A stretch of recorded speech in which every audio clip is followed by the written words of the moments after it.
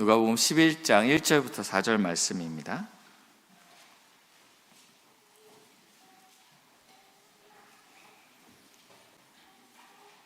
저와 함께 교독하시겠습니다. 마지막 절은 같이 읽겠습니다. 예수께서 한 곳에서 기도하시고 마치심에 제자 중 하나가 여짜오되, 주여, 요한이 자기 제자들에게 기도를 가르친 것 같이 우리에게도 가르쳐 주옵소서.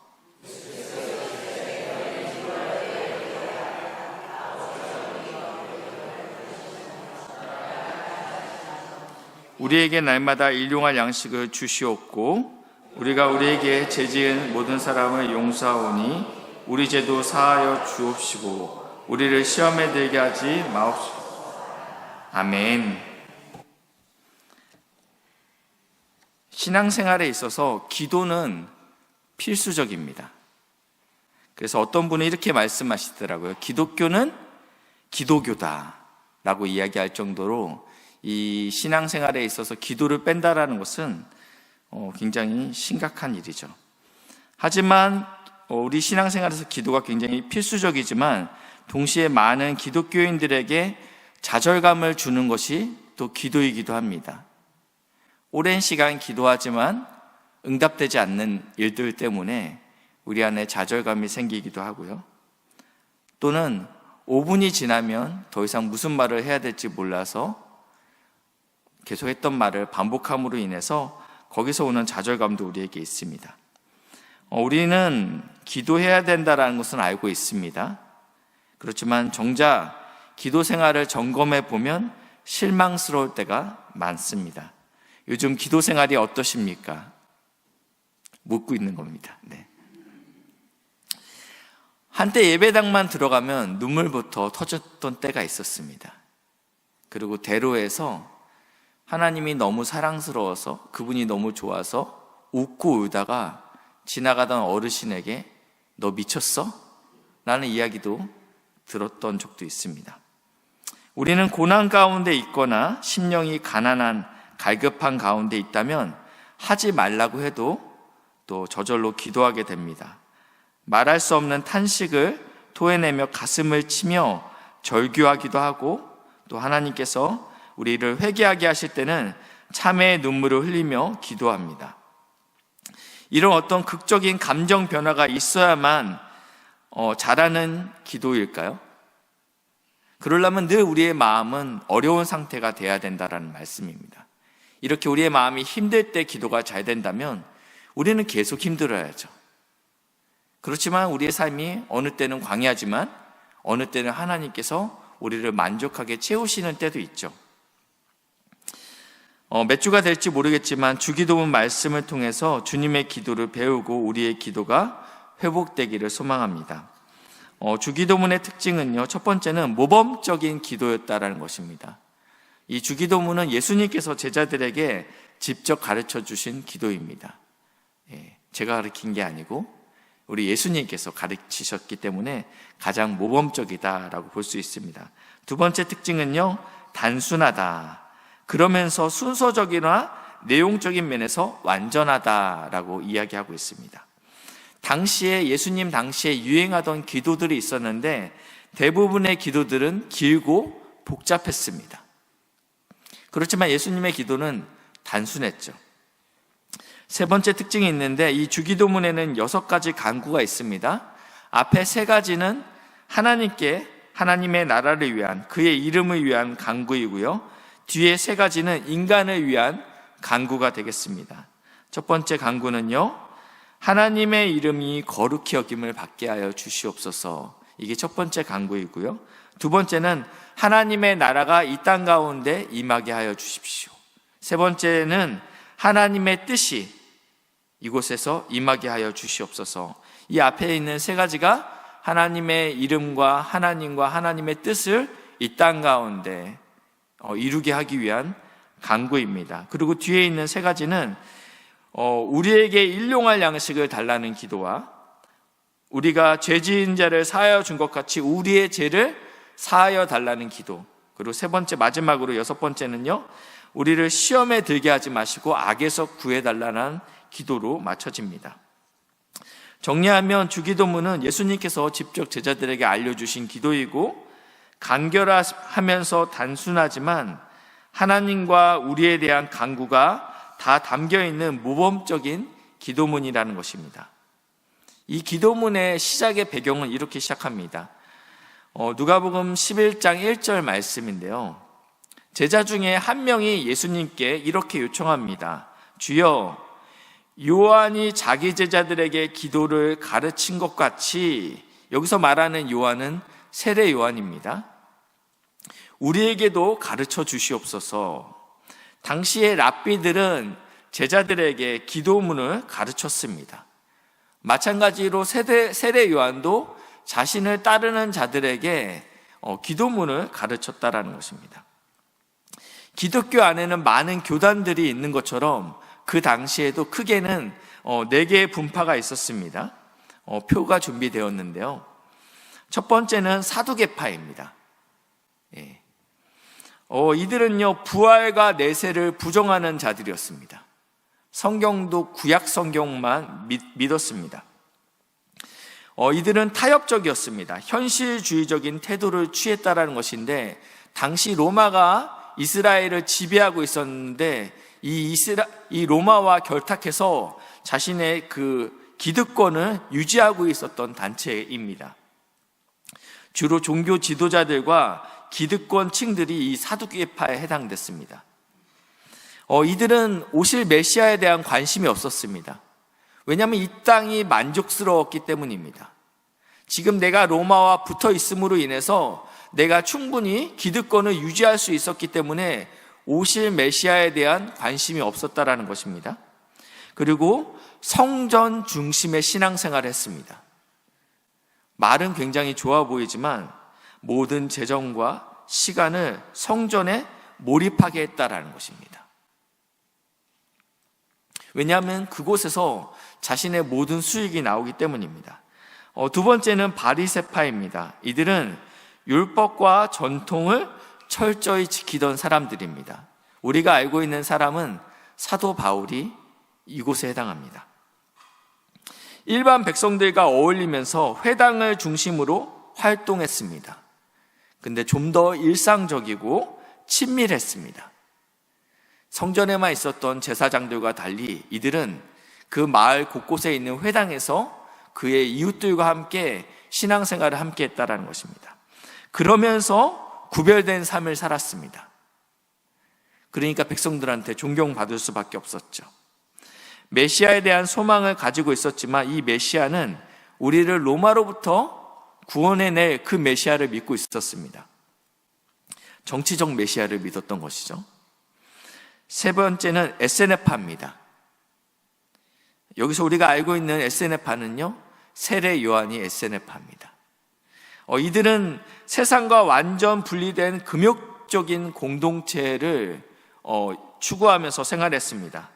급박한 종말 의식으로 인해서 메시아가 곧 도래할 것이기 때문에 우리가 광야에 들어가서 금욕주의로 그리고 공동체 생활을 하게 됐습니다.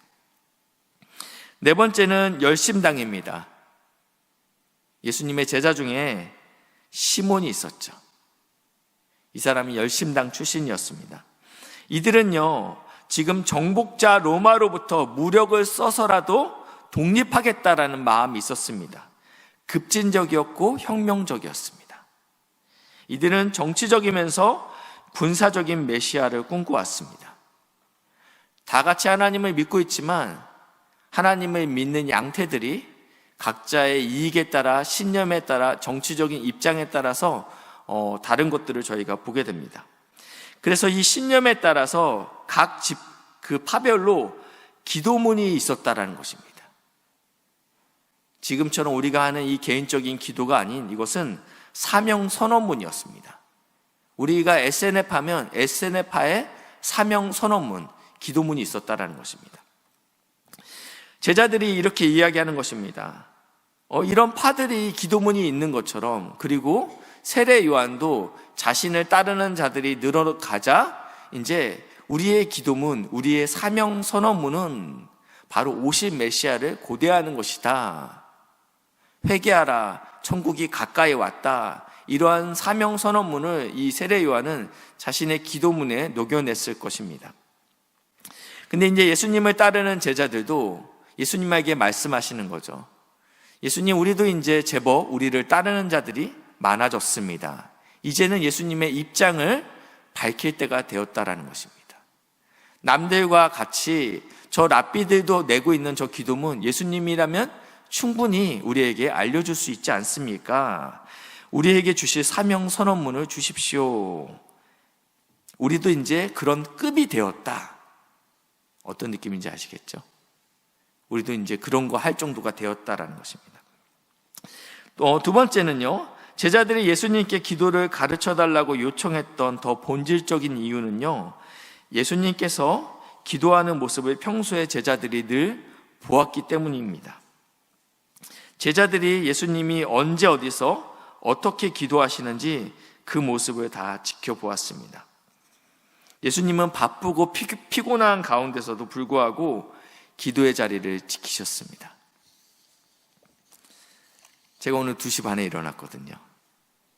우리 오늘 아침에 발인이 있어서 담임 목사님과 장례를 가서 그래서 갔다 오니까요 5시 59분이더라고요.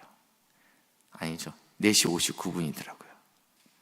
새벽 예배 시작하기 1분 전인데 제 마음은 엄청난 갈등이 됐어요.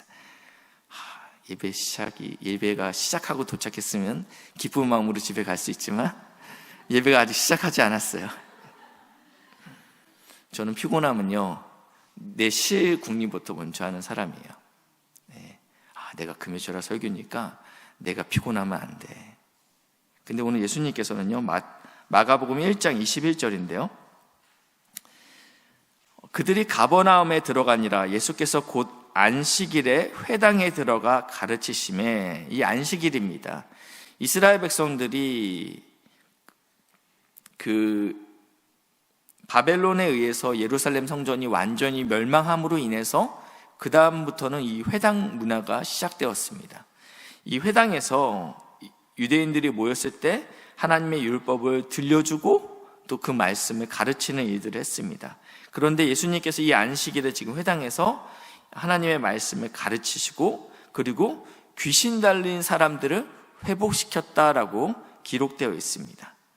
그리고 나서요 1장 29절에 가시면요 회당에서 나와, 그러니까 오전에는 회당에서 하나님의 말씀을 가르치고 귀신 들리는 자를 고치는 일을 감당했죠. 그리고 나서 이제는 시몬과 안드레의 집으로 장소를 이동하게 됩니다. 이곳에서 어떠한 사역을 하셨죠? 베드로의 장모의 열병을 낫게 하는 사역을 감당했습니다. 이 소문이 퍼지게 되자 32절입니다. 저물어 해가 질 때 그 마을에 있던 모든 병자와 귀신 들린 자들을 예수께 데려오니 온 동네가 다 모였다라고 성경에 기록되어 있습니다. 그러니까 예수님의 지금 스케줄이 아침부터 굉장히 타이트하게 쉬지 않고 하나님의 일들을 감당하고 있었습니다. 그리고 나서 35절입니다. 새벽 아직 밝기도 전에 예수께서 일어나 나가 한적한 곳으로 가사 거기서 기도하시더니, 하루의 고된 일정을 다 마치고 오늘은 내가 너무 밤이 지나도록 이 온 동네의 마을 사람들이 나도 병이 낫기 원합니다. 그 밤새도록 와서 병고침을 받았을 텐데 예수님은 그랬음에도 불구하고 새벽 아직 날이 밝기 전에 다시 습관을 따라서 한적한 곳으로 가서 기도하시는 일을 감당했다라고 성경에서 이야기하고 있습니다. 누가복음 5장 16절인데요 예수님은 자주 한적한 곳으로 가서 기도하셨습니다. 누가복음 22장 39절인데요 이건 한번 같이 읽어주시겠습니다. 시작.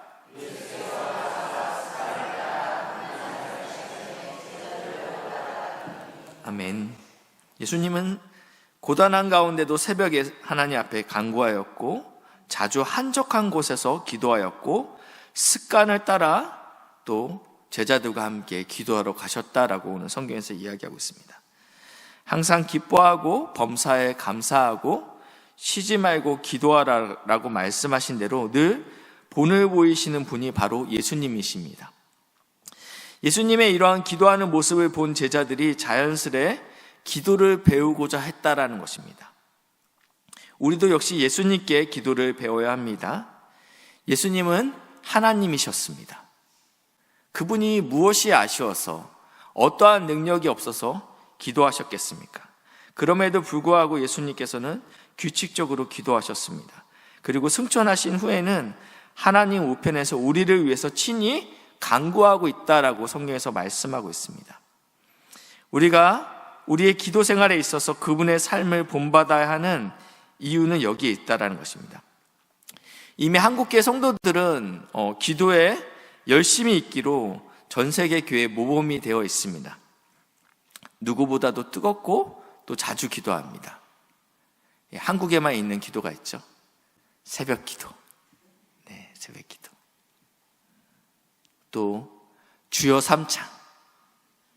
네, 통성 기도. 그리고 금요철야. 한국에만 있어요. 한국에만. 네.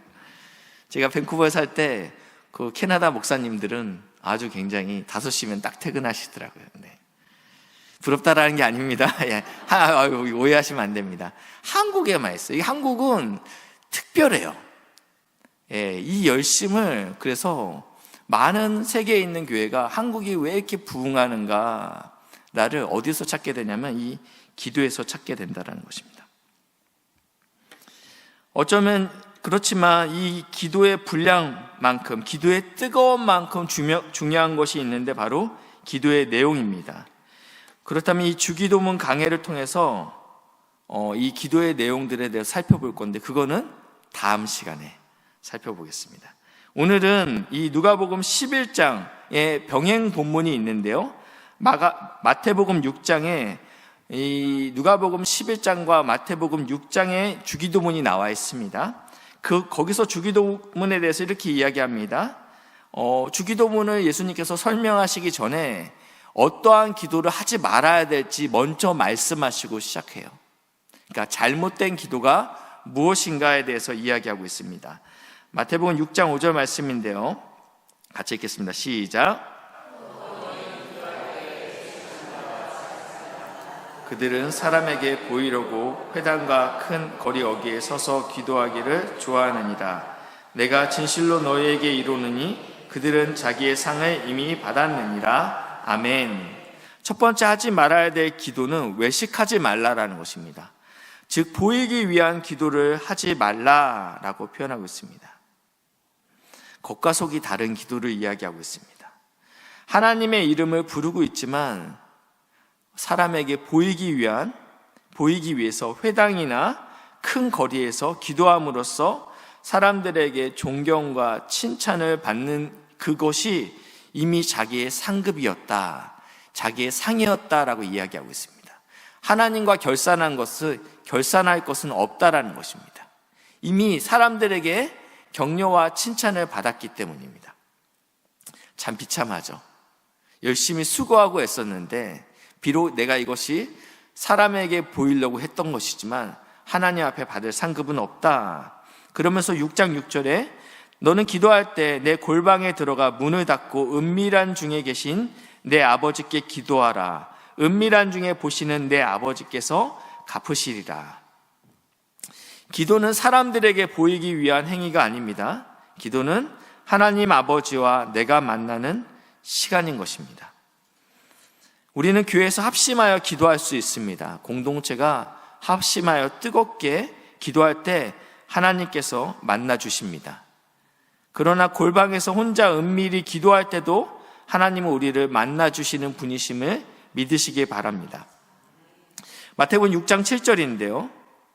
또 기도할 때 이방인과 같이 중언부언하지 말라. 그들은 말을 많이 하여야 들으실 줄 생각하느니라. 두 번째 하지 말아야 될 기도는 중언부언하는 기도를 하지 말라라고 이야기하고 있습니다. 여기서 말하는 중언부언이라는 것은 의미 없이 같은 말을 반복하는 것을 뜻하는데요. 소리를 흉내낸 일종의 의성어입니다. 중얼중얼, 옹알옹알, 옹알옹알.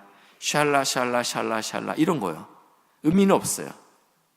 그렇지만 이렇게 반복하는 것들을 의미하고 있습니다. 그러면서 이방인들은 말을 많이 해야 신이 응답한다고 믿었습니다.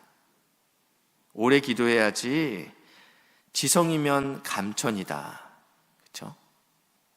지극한 정성이면 하늘도 감동한다. 이것이 사실은 이방인뿐만 아니라 우리 안에도 은근히 자리 잡고 있습니다. 내가 이 정도는 해야지.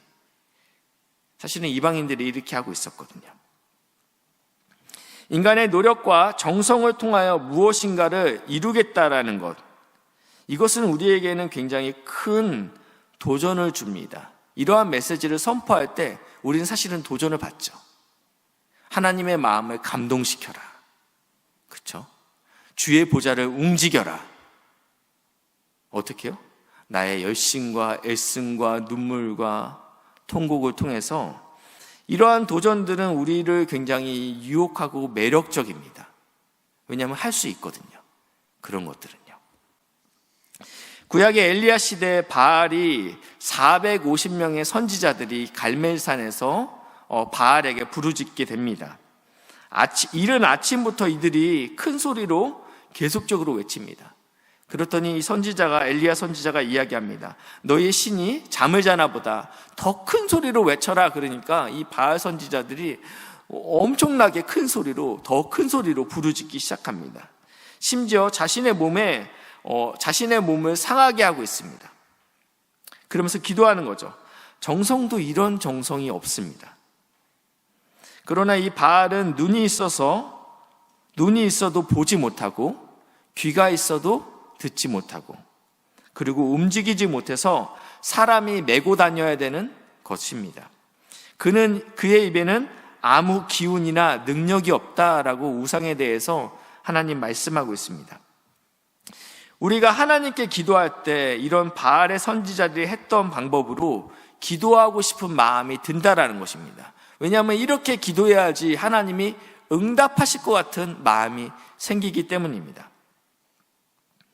한 3년 전에 우리나라에서 최근에 가장 뜨겁게 기도한다라는 기도원에 참석하게 됐습니다. 사모하는 마음을 가지고 가운데 거의 앞자리까지 와서 기도를 시작했습니다. 굉장히 뜨겁더라고요. 함께 내가 이곳에서 기도하면 하나님께서 응답하시겠다라는 그러한 마음이 생길 정도로 너무너무 뜨겁게 기도하시더라고요.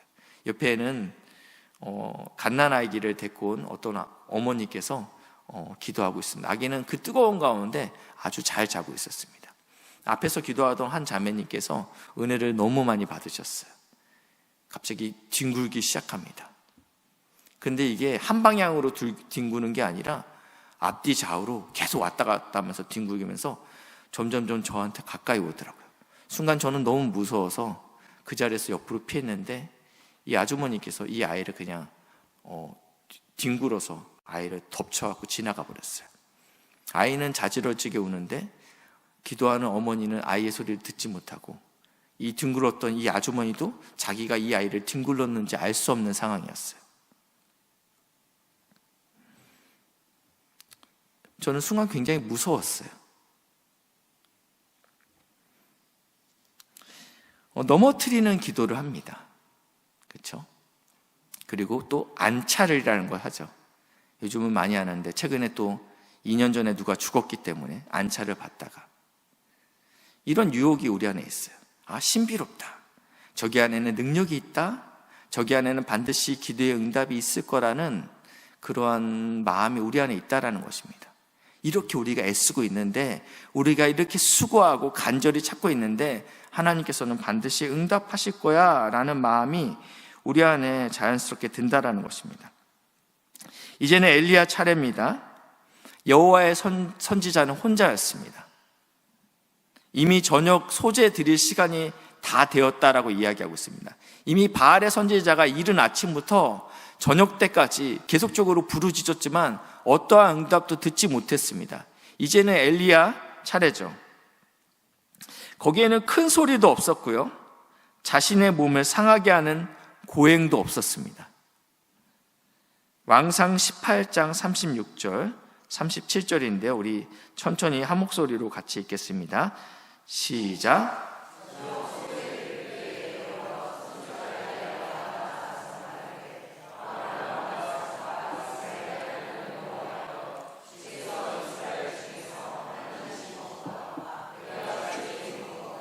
내가 주의 말씀대로 이 모든 행한 우리에게 알게 하옵소서. 여호와여, 내게 응답하옵소서. 내게 응답하옵소서. 이 백성에게 주 여호와는 하나님이신 것과 주는 그들의 마음이 되돌이키심을 알게 하옵소서. 아멘.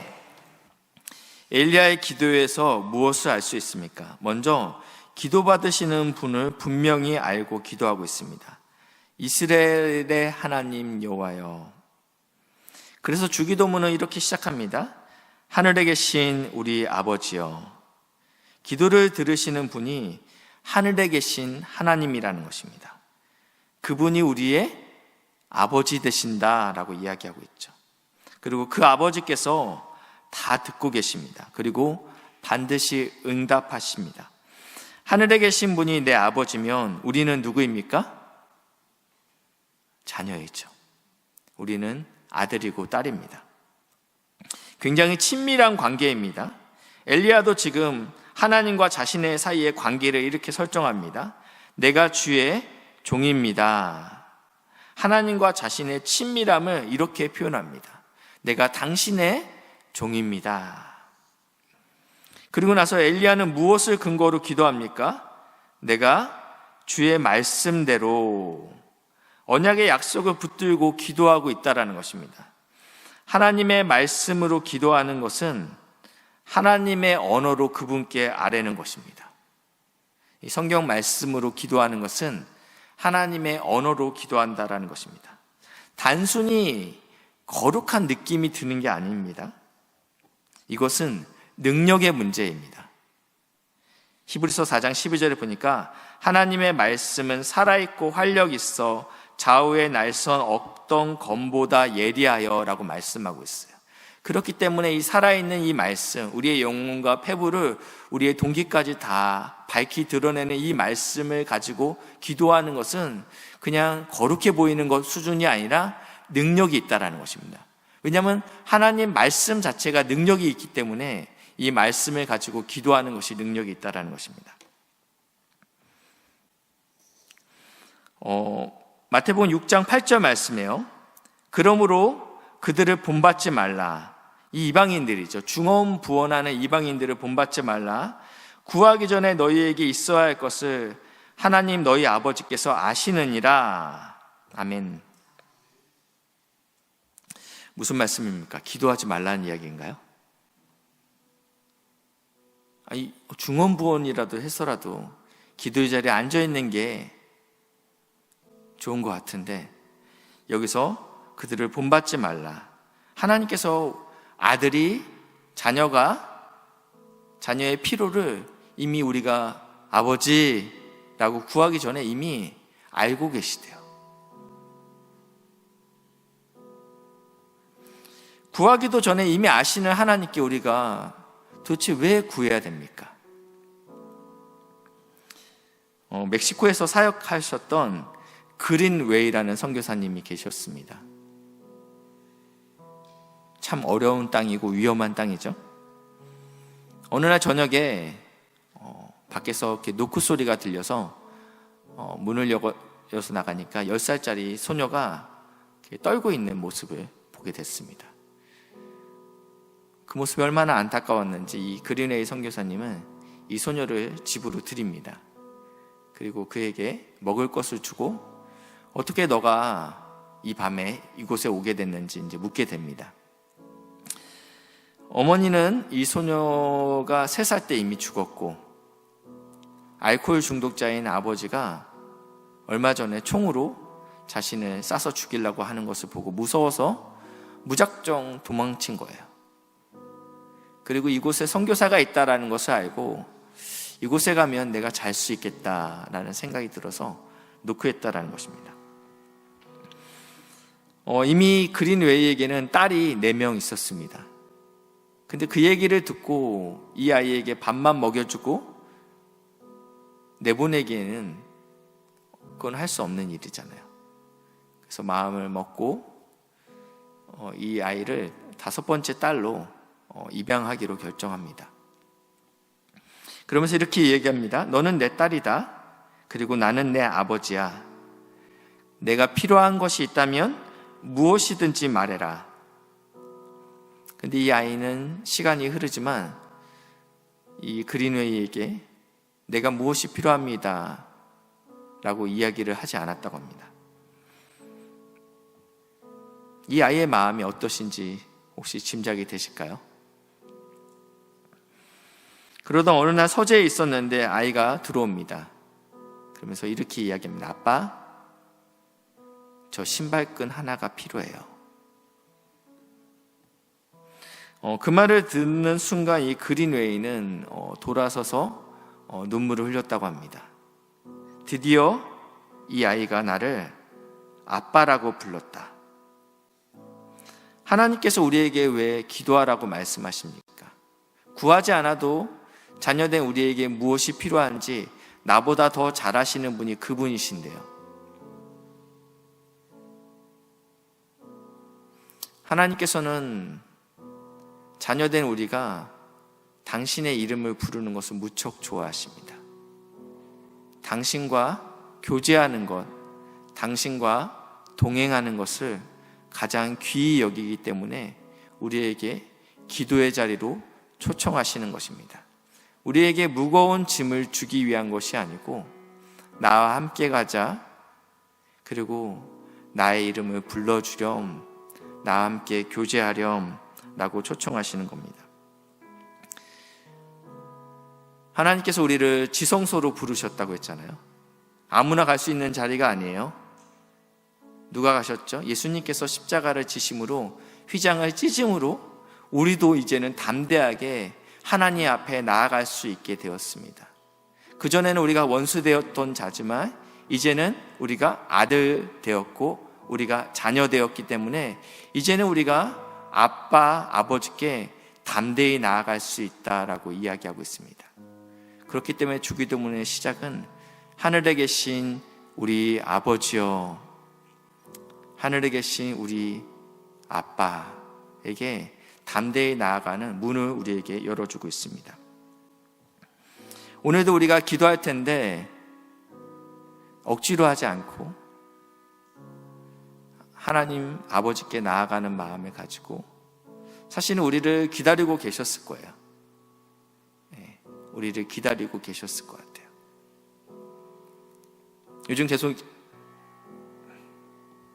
제가 요즘 계속 하고 있는 게 암송 말씀 몇 구절 안 외웠어요. 몇 구절 안 외웠어요. 하고 있는 게 있는데 나는 포도나무요 너희는 가지니 그가 내 안에 내가 그 안에 거하면 이 사람은 과실을 많이 맺나니 나를 떠나서는 너희가 아무것도 할 수 없느니라. 이거는 관계거든요. 이 관계에서 떨어지는 순간 사실은 우리는 아무것도 할 수 없다라고 이야기하고 있습니다.